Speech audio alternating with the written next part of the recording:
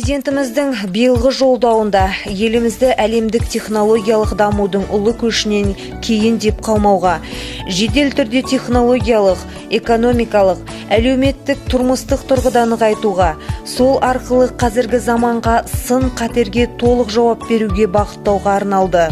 Жолдауда 10 негізгі міндет санамалап аталды. Айтылған міндеттердің қайсысы да өзекті екені әрі еліміздің өсіп өркендеуіне маңызды орын алатыны рас. Алайда адами капиталдың жөні бөлек. Оқу білім бұлағы, білім өмір шырағы деп дана халқымыз тектен текке айтпаған болса керек. Бұл жерде ел білімінің, оның функционалдық сауаттылығының орны орасан.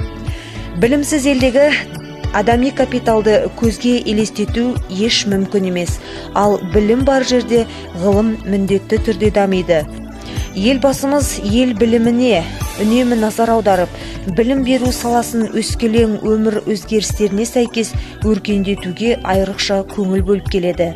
Енді осы міндеттерді жұмыла орындап, жүзеге асыру біздің ортақ міндетіміз.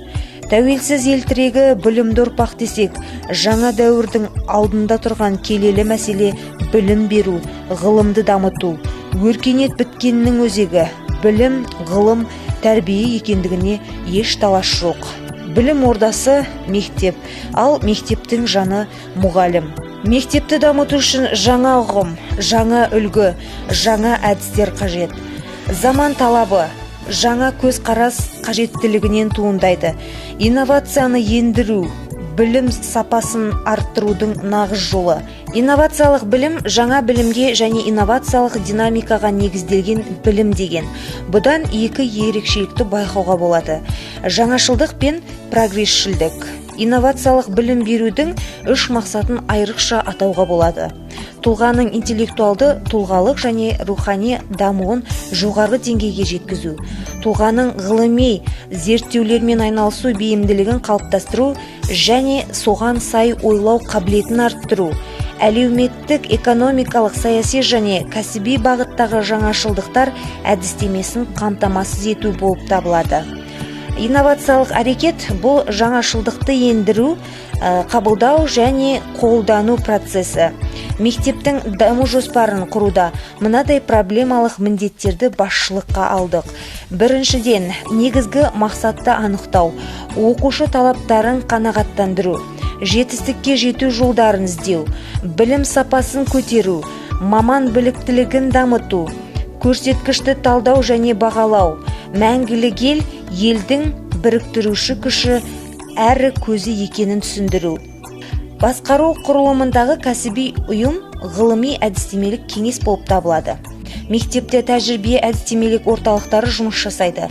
Мақсаты ұстаздардың кәсіпті шеберлігін дамыту және білім беру үдерісін жетілдіру, жаңашылдыққа ұмтылу. Инновациялық бағытта жұмыс істейтін мұғалімдердің саны ұжымның 66%-ын құрайды. Бұлар оқытудың жаңа әдіс тәсілдерін әртүрлі деңгейде меңгерген. Оқу-тәрбие үдерісін ұйымдастырудың әрі жүргізудің катализаторлары. Қызметтерді орындау бағдарламасы. Жаңашылдық, пайда болған проблемаларды шешуге бағытталған, мектептің болашақтағы бейнесі, өзгерісті жүзеге асыру стратегиясы, бағдарлама мақсатының қалаған және күтетін өзгеріс нәтижесіне сәйкестігін бақылау, жеке өзгерістерді жүзеге асырудағы инновациялық үдерістер. Мектептің даму бағдарламасын жасауда 7 сапаға көңіл бөлген жөн. Кез келген жүргізілген жұмыстың қорытындысы шығарылып, сараптама жасаймыз. Білім беру жүйесіндегі білім сапасын арттырудың бірден бір жолы инновациялық тұрғыда басқару жүйесін құру болып табылады. Инновация тұрғысындағы басты жаңалықтар ол кешенді мақсатты жоспарлау, проблемалық бағдарлы талдау, басқару мониторингін жүйесін құру, авторлық бағдарламаларды әзірлеу және ресми түрде мақұлдау, білім сапасын арттырудағы жұмыс түрлерін көбейту, білім беру ісіндегі стратегиялық басты бағыттардың бірі мектептің инновациялық қызметі. Мектеп басшысының қызметі лауазымдық міндеттерінен бөлек әрбір нақты жағдайға, басқару әрекеттерінің әрқилы түрлеріне, сондай-ақ маман ретіндегі өз жұмысына сараптаушы, диагностикалаушы, жоспарлаушы, жобалаушы, бағдарлама жасаушы, ұйымдастырушы, жетекші, көшбасшы, үйлестіруші, директор мектептегі бірінші тұлға. Бұл оны стратегиялық тұрғыдан ойлауға, алысты көре білуге, басқарудың жетілдірілген жүйесін жасауға міндеттейді.